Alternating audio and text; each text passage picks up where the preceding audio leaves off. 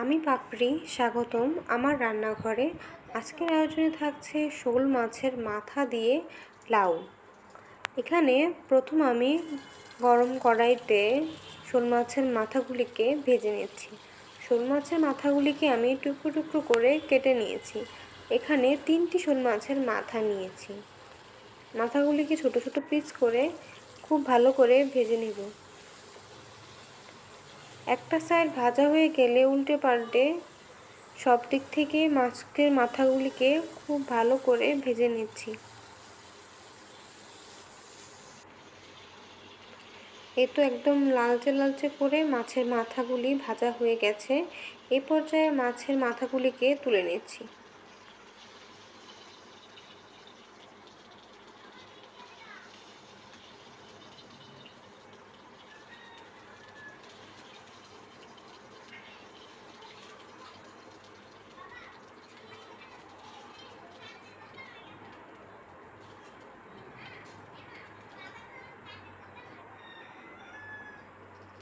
একই তেলে দিয়ে দিয়েছি সামান্য সাদা জিরের ফোড়ন আর দিয়েছি একটি তেজপাতা।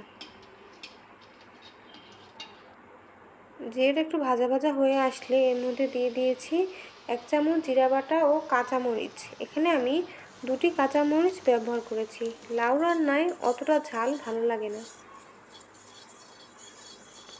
মশলাটাকে একটু নেড়ে চেড়ে ভেজে নিচ্ছি। তেলটা কম মনে হয় আরও একটু তেল দিয়ে দিয়েছি।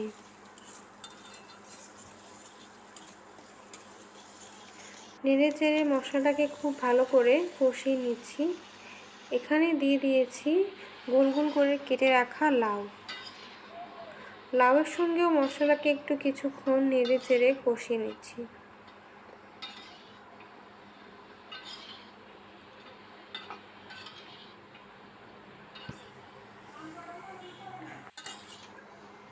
এক থেকে 2 মিনিট এভাবে লাউর সাথে মশলাটাকে নেড়ে চেড়ে খুব ভালো করে কষিয়ে নিচ্ছি।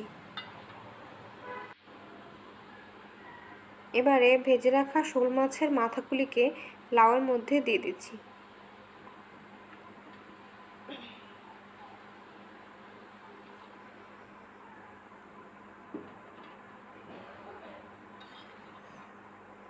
আবারও সব কিছুকে কিছুক্ষণ নেড়ে চেড়ে ভালো করে মিশিয়ে নিচ্ছি।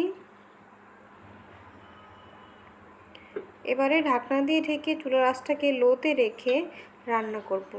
কিছুক্ষণ পর পর ঢাকনাটা তুলে একটু নেড়ে দিব, যাতে করে নিচটা পুড়ে না যায়। আর লাউ রান্নায় আমি কোনো আলাদা জল ব্যবহার করব না। লাউ থেকে অনেকটা জল বেরিয়ে আসে আর সেই জলেই রান্নাটা হয়ে যায়।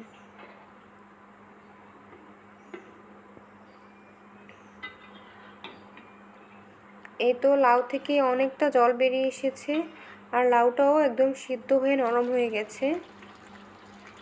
এ পর্যায়ে দিয়ে দিয়েছি 1/2 চামচ চিনি। চিনি দিয়ে কিছুক্ষণ নেড়ে চেড়ে নামিয়ে নেব শোল মাছের মাথা দিয়ে লাউয়ের অসাধারণ একটি তরকারি।